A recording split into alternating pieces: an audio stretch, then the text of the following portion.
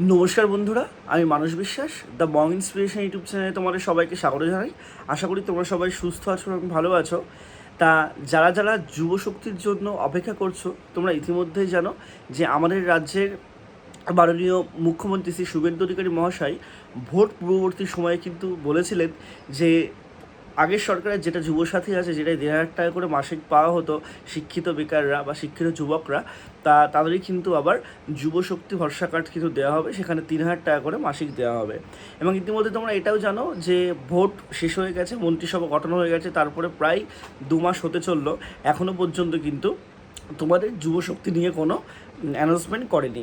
তা আগামীকাল রাজ্যের অন্তর্বর্তীকালীন বাজেট, এবং সেখানে আমাদের রাজ্যের মাননীয় মুখ্যমন্ত্রী কিন্তু ঘোষণা করেইছেন আগে যে আগামীকালের বাজেটে শিক্ষিত বেকাররা এবং আমাদের যে শিক্ষিত যুবকরা আছে, এছাড়াও সরকারি কর্মচারী আছে, তাদের সবাইকে নিয়েই কিন্তু এই বাজেটটায় অনেক কিছু থাকছে। তিনি আগে থেকে কোনো কথা বলবেন না, এবং তোমাদের 22 তারিখের কালকের বাজেটের পর থেকেই কিন্তু যুবশক্তির যে কথা তিনি কিন্তু ঘোষণাটা করবেন।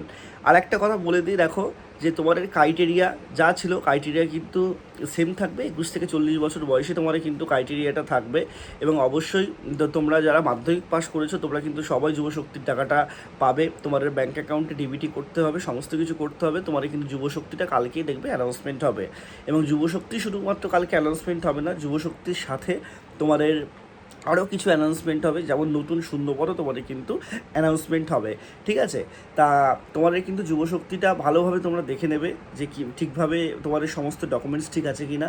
তোমার কী কী ডকুমেন্টস ঠিকঠাক রাখতে হবে সেটাও আমি একবার বলে দিই। তোমাদের মাধ্যমিকের অ্যাডমিট, তোমাদের আধার কার্ড, তোমাদের ভোটার কার্ড, তোমাদের রেশন কার্ড, তোমাদের ব্যাংকের পাসবুকের বই, তোমাদের অ্যাকাউন্ট, যে অ্যাকাউন্টটা থাকবে সে অ্যাকাউন্টে ডিবিটি, ঠিক আছে, সেটা থাকলে তোমরা কিন্তু আবেদনটা করতে পারবে।